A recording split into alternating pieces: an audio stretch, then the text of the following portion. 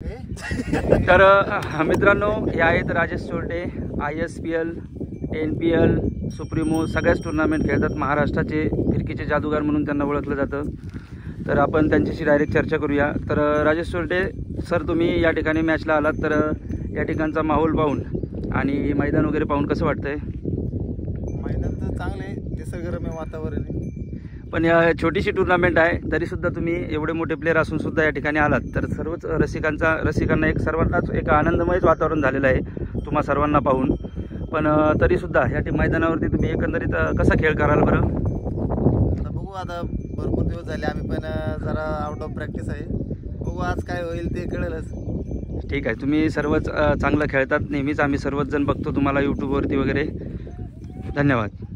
कशासाठी सांगा तरी पहिली. तर मित्रांनो, आज आपण जे स्टारकास्ट चॅनल बोललो होतो, तर सध्या छोटा पटाका बडा धमाका असं म्हणून सोलापूर जिल्ह्यामधील प्रथमेश राठोड, तर आपण त्यांच्याशी संपर्क साधलेला आहे, त्यांच्याजवळ आलेलो आहोत. तर आपण त्यांच्याशी चर्चा करण्यापूर्वी टेनिस क्रिकेटमधील जसं कृष्ण सातपुते सध्याच्या घडीला देव म्हणून ओळखलं जातात, तर कृष्ण सातपुतेच्या खालोखाल सध्या प्रथमेश राठोड खेळत आहेत. तर आपण त्यांच्याशी चर्चा करूया. ते आपल्या शिरूर तालुक्यामध्ये आलेले आहेत. तर सर, तुम्ही या ग्राउंडवर खेळायला आलेला आहात, तर तुम्ही प्रथमच शिरूर तालुक्यामध्ये आला असाल, तर कसं वाटतंय तुम्हाला?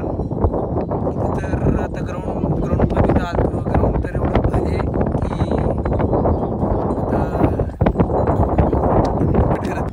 तर मित्रांनो, आमच्या सर्वांचीच आशा आहे हा छोटा पटाका बडा धमाका यावर्षी नक्कीच ISPL सुद्धा खेळेल. तर आज लोकल टुर्नामेंट जरी असेल तर वन डे फिनिश 31,000 प्रथम पारितोषिक आहे आणि प्रथमेश या टुर्नामेंटसाठी आलेला आहे. तर प्रथमेश, हे ग्राउंड आणि या ठिकाणचा माहोल कसं वाटतंय तुला? ह्या ठिकाणी तर पहिल्यांदा आलो. ह्या ठिकाणी शिरूर तालुक्यामध्ये ग्राउंड तर एकदम भारी आहे, पण माहोल पण एकदम भारी आहे. पावसाचं काय वातावरण दिसतो, पण पाऊस काय येण्याची शक्यता नाही. शिरूर तालुक्यामध्ये आलतो, भारी वाटले इथं. तर आत्तापर्यंत तुम्ही सुप्रीमो पण खेळलात, मोठ्या मोठ्या टुर्नामेंट खेळलात, रबर बॉलसुद्धा तुमची बॅटिंग आम्ही पाहिली. त्यानंतर तुम्ही कोकणामध्ये सुद्धा आयकॉन म्हणून आलात, त्या ठिकाणी सुद्धा तुम्ही परफॉर्मन्स खूप छान दिलात.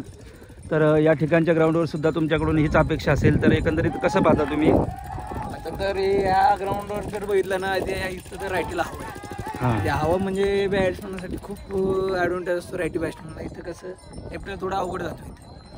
ठीक आहे, तुमचे सर्वच फॅन आहेत, तर तुम्हाला पुढील मित्रांनो व्हिडिओसुद्धा त्यांची बॉलिंग आणि बॅटिंगसुद्धा दाखवेल. सध्याच्या महाराष्ट्राच्या टीममध्ये सर्वात चांगला आयकॉन म्हणून प्रथमेश राठोडकडे बघितलं जातं. तर भेटू मित्रांनो.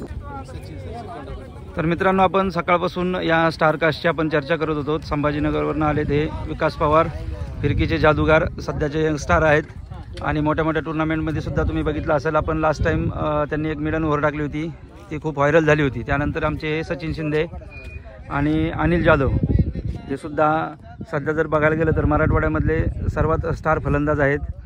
तर विकास भाऊ, तुम्ही या ठिकाणी खेळायला आलात, शिरूर तालुक्यात प्रथमच आला असाल, तर एकंदरीत ग्राउंड बघून जरासा पाऊस पण झाला. आता ही मॅच रबर बॉलने झाली, पुढची कशी होईल काय सांगू शकत नाहीत, पण एकंदरीत माहोल पाहून कसं वाटतं तुम्हाला?